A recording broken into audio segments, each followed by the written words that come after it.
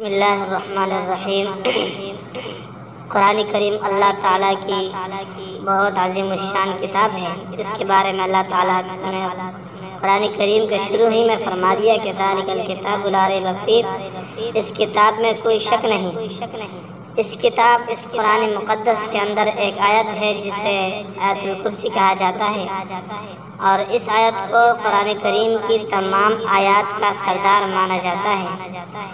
اس کے بہت سارے فضائل ہیں۔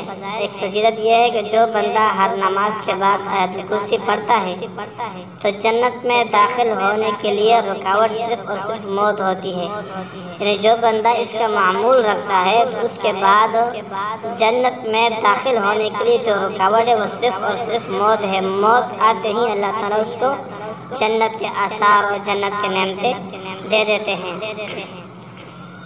اور دوسری حدیث میں ہے کہ جو ایک مرتبہ آیت الکرسی پڑھے گا تو اللہ تعالیٰ اس کی حفاظت فرمائیں گے، جو 2 مرتبہ پڑھے گا تو اللہ تعالیٰ اس کے ساتھ ساتھ گھر والوں کی بھی حفاظت فرمائیں گے، اور اگر 3 مرتبہ پڑھے گا تو اللہ تعالیٰ پورے محلے والوں کی حفاظت فرمائیں گے۔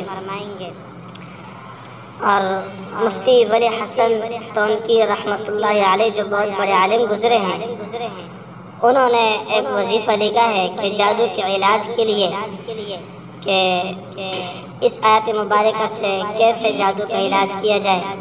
جس پر جادو ہو تو وہ یہ وظیفہ پڑھ لے، اول اور آخر 3 مرتبہ درود شریف پڑھے، پھر سورۃ الفاتحہ 3 مرتبہ، آیت الکرسی 3 مرتبہ، اور آخر کے 3 قل 3 مرتبہ، یعنی سورۃ الاخلاص، سورۃ الفلق اور سورۃ الناس، یہ 3 مرتبہ پڑھے، اول آخر 3 مرتبہ درود شریف پڑھے، اور اپنے اوپر دم کرے اور اپنے ہاتھوں پر دم کر کے پورے جسم پر پھیرے، اور یہ مریض پر بھی کیا جا سکتا ہے، مریض کو بھی اس کے ذریعے دم کیا جا سکتا ہے، تو اللہ تعالیٰ جادو سے نجات عطا فرما دیں گے۔ اور یہ عمل کرنا ہے نماز فجر، ظہر اور عشاء کے بعد یہ عمل کرنا ہوتا ہے۔ اور ایک اور حدیث میں ہے کہ جو بندہ آیت الکرسی پڑھ کے سوتا ہے تو شیطان اس کے قریب نہیں آتا۔